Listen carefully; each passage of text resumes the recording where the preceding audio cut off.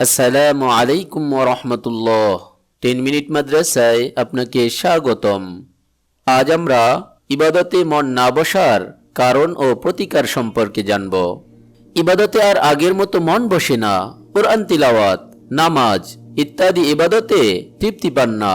শুধু দুনিয়াবি বিষয়ে মাথায় চিন্তা আসে, কে কি বলল, কে কি করলো, এসব নিয়েই ভাবেন। সামান্য কারণেই হঠাৎ খুব বেশি রাগ হয়। মনে হচ্ছে আপনি ধীরে ধীরে আল্লাহ তাআলার নিকট থেকে দূরে সরে যাচ্ছেন। তাহলে এই ভিডিওটি আপনার জন্য।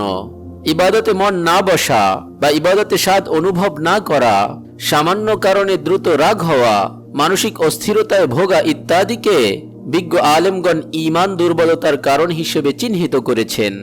এ ব্যাপারে শেখ সালিহ আল মুনাজ্জিদ তার বিখ্যাত ঈমান দুর্বলতার আলামত, কারণ ও প্রতিকার শীর্ষক বইয়ে বিস্তারিত আলোচনা করেছেন। তিনি বলেন, ইবাদতে অলসতা করা ঈমান দুর্বলতার অন্যতম আলামত। দুর্বল ঈমানের লোকেরা ইবাদত করলেও তা হয় অন্তঃসার শূন্য, নড়াচড়া, যার মধ্যে প্রাণের স্পর্শ থাকে না। মূলত এটি মুনাফিকদের বৈশিষ্ট্য। আল্লাহ তাআলা বলেন, অবশ্যই মুনাফিকরা প্রতারণা করছে আল্লাহর সাথে, অথচ তারা নিজেরাই নিজেদের প্রতারিত করে। বস্তুত তারা যখন নামাজে দাঁড়ায় একান্ত শিথিল ভাবে লোক দেখানোর জন্য, আর তা আল্লাহকে অল্পই স্মরণ করে। সূরা নিসা আয়াত নম্বর 142। ইবাদতে অলসতার কয়েকটি দিক হলো, 5 ওয়াক্ত ফরজ সালাতের আগে ও পরে যে সকল সুন্নত আছে তা নিয়মিত না পড়া, তাহাজ্জুদ ছাড়াও গুরুত্বপূর্ণ নফল সালাত যেমন সালাতুত তাওবা, সালাতুল ইস্তিখারা, সালাতুদ দুহা অর্থাৎ চাশতের সালাত ইত্যাদি আদায়ের ব্যাপারে অলসতা করা, এমনকি জানাজার সালাতেও অংশগ্রহণ করতে অবহেলা প্রদর্শন করা, আগেভাগে মসজিদে না যাওয়া ইত্যাদি। দুর্বল ঈমানের একটি দিক হলো অন্তরে সংকীর্ণতা অনুভব করা এবং মন মস্তিষ্ক ও আচরণে অস্বাভাবিক পরিবর্তন পরিলক্ষিত হওয়া। এই অবস্থায় একজন ব্যক্তি মানসিকভাবে এতটাই অস্থিরতা অনুভব করে যে তার কাছে মনে হয় বিরাট একটি বোঝা তার মাথার উপর চেপে আছে। এ ধরনের মানুষ দ্রুত রেগে যায়, সামান্যতেই কষ্ট পায়, তার ধৈর্য, সহনশীলতা ও মানসিক উদারতা বিদায় নেয় এবং চারপাশের মানুষের আচরণে সে খুবই সংকীর্ণতা অনুভব করে। অথচ সহিহ হাদিসে বর্ণিত হয়েছে, নবী সাল্লাল্লাহু আলাইহি ওয়াসাল্লামকে ঈমান সম্পর্কে জিজ্ঞাসা করা হলে তিনি বললেন, ঈমান হলো ধৈর্য ও উদারতা। ঈমান দুর্বলতার কারণসমূহ, তিনি ঈমান দুর্বলতার অনেকগুলো কারণ উল্লেখ করেছেন।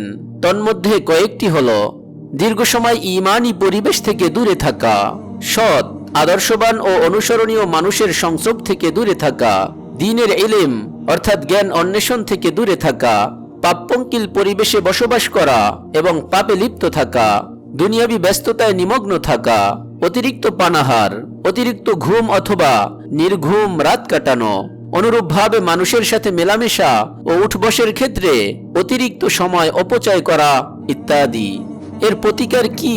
শেখ ঈমান দুর্বলতা এবং এর সব সমস্যা থেকে মুক্তির জন্য অনেকগুলো উপায় বর্ণনা করেছেন। তার মধ্যে কয়েকটি এই ভিডিওতে বর্ণনা করা হলো। যেমন আল কোরআন অধ্যয়ন করা, মহান আল্লাহর শ্রেষ্ঠত্ব ও মহত্ব অনুধাবন করা, তার নাম ও গুণাবলীগুলো সম্পর্কে জ্ঞান অর্জন করার পর সেগুলোর মর্মার্থ জেনে বুঝে সেগুলোকে অন্তরে গেঁথে নেয়া এবং কাজে কর্মে তার প্রতিফলন ঘটানো, দ্বীনের ইলম অন্বেষণ করা, যে সকল বৈঠকে আল্লাহর জিকির তথা আল্লাহ এবং আল্লাহর দ্বীন সম্পর্কে আলোচনা করা হয় সেগুলোতে নিয়মিত উপস্থিত হওয়া, অধিক পরিমাণে নেকির কাজ করা এবং সব সময় নেকির কাজে লেগে থাকা, বিভিন্ন প্রকারের ইবাদত করা, অধিক পরিমাণে মৃত্যুর কথা স্মরণ করা।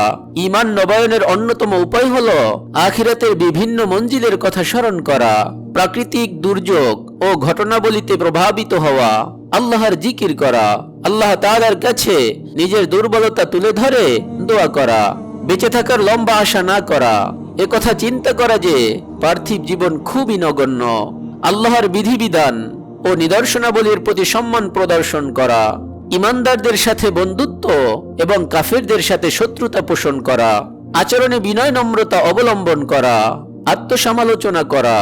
আল্লাহ তাআলা যেন আমাদের ঈমান মজবুত করে দেন, আমাদের সকল মানসিক অস্থিরতা ও সমস্যা দূর করে দেন যেন আমরা তার ইবাদত বন্দেগীতে সত্যিকারের স্বাদ অনুভব করতে পারি। তার ইবাদত বন্দেগীতে জিকির আজকার, তার ভয়ে অশ্রু বিগলিত করা এবং তার পথে চলার মধ্যে প্রকৃত মানসিক তৃপ্তি, প্রশান্তি ও আনন্দ নিহিত রয়েছে। আল্লাহ যেন এগুলো আমাদের অন্তরে ঢেলে দেন এবং আমাদের অন্তরগুলোকে কেবল তার পথেই অবিচল রাখেন। আমিন। আপনি যদি এরকম ভিডিও আরো পেতে চান তাহলে আমাদের এই চ্যানেলটি সাবস্ক্রাইব করে পাশে রাখা বেল আইকনটি অন করে দিন। আপনার প্রতি শুভ কামনা রেখে আজকের মতো বিদায় নিচ্ছি। আসসালামু আলাইকুম ওয়া রাহমাতুল্লাহ।